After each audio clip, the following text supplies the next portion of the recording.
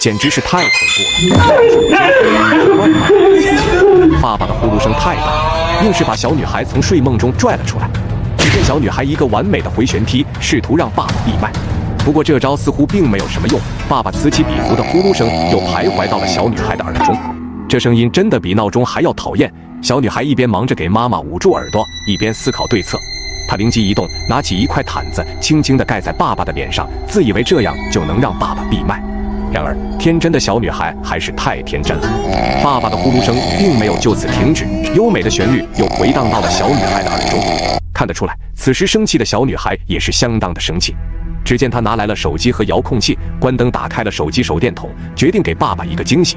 她一边高高举着手电筒，一边轻轻拍打爸爸。爸爸迷迷糊糊感觉到不对劲，猛地睁开了眼睛，还以为自己见到了鬼，吓得他差点魂归故里，立刻从床上跳了起来。看到爸爸落荒而逃，小女孩忍不住笑出声来，心想这下看你还打呼噜不？